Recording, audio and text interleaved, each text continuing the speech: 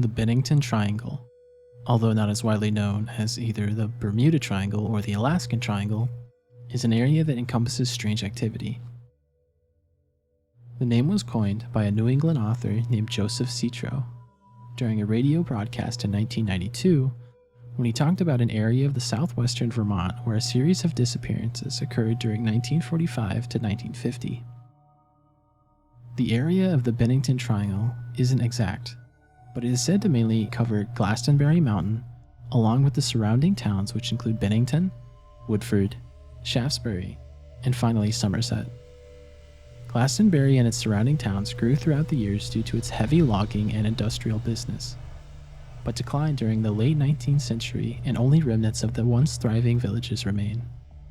Beginning in 1945, 5 people would go missing under bizarre circumstances. The first disappearance would occur on November 12, 1945, when a 74-year-old man by the name of Mitty Rivers went missing in the Long Trail Road and Vermont Route 9 area known as Hell Hollow. Rivers was an experienced hunter and knew the area extremely well. He was leading a small group of hunters up the mountain, and on the way back, Rivers got ahead of the group and was never seen again. After a considerably extensive search of over 300 locals and soldiers dispatched from Massachusetts Fort Devens that lasted 8 days, the only evidence found was a single cartridge found in a stream.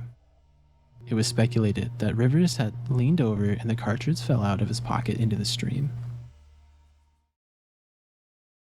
Probably the most famous disappearance within the Bennington Triangle was that of Paula Jean Weldon on December 1st, 1946. Weldon was an 18-year-old woman who had just finished her job at the Commons at Bennington College.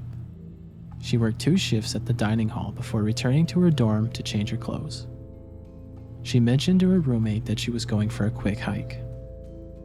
Her roommate would also later add that Weldon hinted at being slightly depressed in the last few days. She added that Weldon had been homesick and wasn't able to go home for Thanksgiving. When she went missing, Weldon was wearing a red jacket with a fur-trimmed hood, along with blue jeans and a pair of white sneakers. It was around 50 degrees when she left campus. However, later in the evening, temperatures dropped drastically and within a couple days would reach 9 degrees Fahrenheit in the Bennington area. Weldon was witnessed several times on her walk to the hiking trail. She was first spotted by other students heading towards Route 67A. At around 2:30 p.m., Danny Fager, who was at the gas station across from the college campus, saw Weldon walking down the road. A man named Lewis Knapp picked her up around 2:45 and dropped her off 3 miles from the trail on Route 9. At some point around 4 p.m., Ernest Whitman and a group of his friends emerged out of their camp in Bickford Hollow and remembered speaking to Weldon. Mr. Whitman said Weldon had inquired about the length of the trail before heading toward the entrance. Other students claimed to have seen Weldon further up the trail in the area of Fay Pollard Camp, but these reports aren't the most reliable. Miss Weldon was now deep into the trail with insufficient clothing for the temperature drops, no supplies, and the sun was falling quickly. As you can guess, she was never seen again. When Weldon didn't show up for class the following day, her roommate informed both Weldon's parents and the college. After someone commented that Weldon spoke about wanting to visit the Everett Cave on Mount Anthony, a guide along with several students ventured to the cave, but found no evidence she had been there. A local taxi driver claimed he had taken a student to the bus station. However, he couldn't reliably identify if it was Weldon or not. When authorities followed up, no clerks at the bus station could remember seeing anyone whose appearance matched Mrs. Weldon. In a strange occurrence, a waitress named Ora Telletier, who worked at a local restaurant, said she had served a girl who strikingly resembled Paula Weldon. Her report said Weldon had entered the restaurant with a man around the age of 25 who was clearly drunk and being abusive. Ora says the man asked how far it was to Bennington and even asked where she was. Ora says the girl seemed sober but a bit dazed. The search for Paula Weldon began on December 3rd. Both the college campus and sections of the long trail that led across Route 9 were searched heavily by many people, including the college superintendent, Boy Scouts, fellow students, and members of the Green Mountain Club. 3 Woodford residents confirmed they had seen Weldon walking towards Long Trail and was last seen near Hunter's Trail. The area became extremely hard to search due to heavy snowfall in the area the night Weldon went missing. Many find it unlikely that Weldon could have made it as far as Hunter's Rest, seeing as she would have to have traversed the stream in only her sneakers. The camp was owned by William Lawson, who reported meeting 3 men who passed through earlier on Sunday, and noted the men, just like Weldon, wore clothing that wasn't suitable for the weather. The 3 men left a suitcase at the camp and went on their way. After the men never returned for their suitcase, searchers decided to open the suitcase for any clues. The men turned out to be J.W. Carroll, William Watts, and M. Golder. The significance of these 3 men never seemed to be brought up again during the investigation. On Wednesday night, the college president would issue a statement informing the public that the authorities suspected foul play. They believed Weldon's body had been disposed of somewhere in the area. By Wednesday afternoon, the searches for Weldon expanded and became much more elaborate, including 120 men from the State Guard and 5 aircraft scanning the area from above. At its peak, over 500 men and women were involved in the search for Paula Weldon.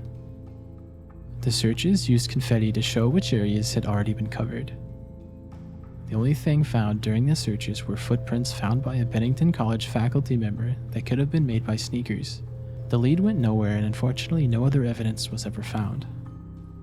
A $500 reward was posted for any information leading to the discovery of Paula Weldon. The search for Miss Weldon stopped on December 15th.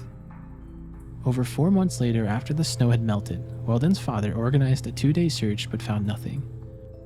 Despite the claims from Weldon's roommate about Paula being somewhat depressed, other women in the dorm said she had been extremely happy on Saturday night. Some speculate that she used the hike as a diversion to make a drastic change in her life and relocate without informing anyone.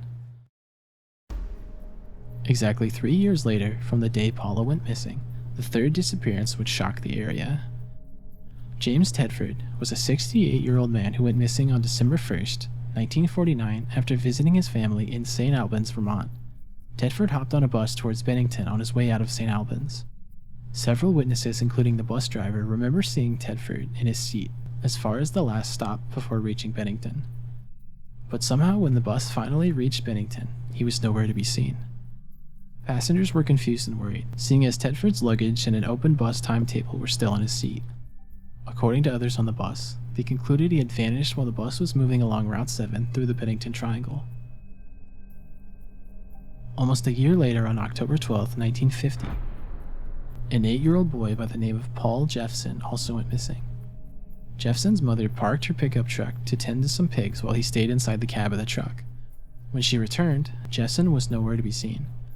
Hundreds of locals banded together to search for the boy, and the sheriff brought in a bloodhound to sniff out Jeffson's scent.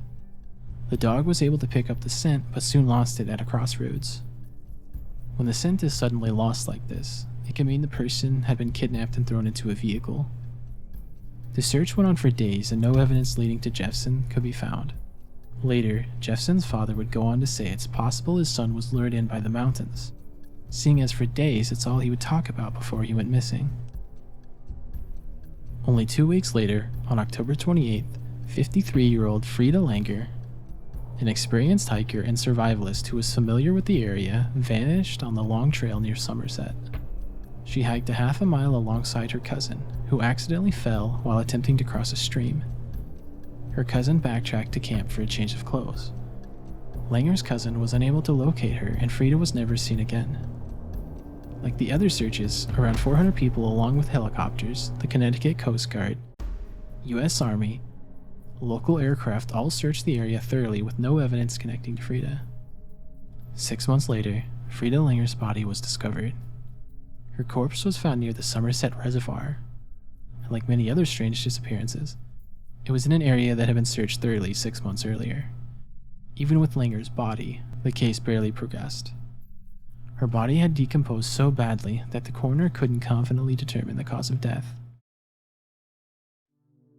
Despite these 5 disappearances, the area of the Bennington Triangle has a long history of unusual happenings. The area has reportedly sent over 40 hikers and locals into the abyss, never to be seen again. According to Joseph Citro, the author who named the area, stated in his book, Passing Strange, True Tales of New England Hauntings and Horrors, that the Native Americans wouldn't dare set foot on Glastonbury Mountain. They said the mountain was cursed and would only set foot there if they needed to bury their dead. The area even had reports of strange lights in the sky, strange odors coming from the mountain, and even a monster who apparently lived in one of the local caves. With odd disappearances come all kinds of speculation. It's just how it works, with many believing a wide variety of theories such as spirits or demons haunting the area, aliens using it as a testing ground, and even the mythical Bigfoot preying on local residents. The similarities between all of these theories is that there's just absolutely zero evidence for any solid conclusion to what happened to these missing people. I'll see you on the other side.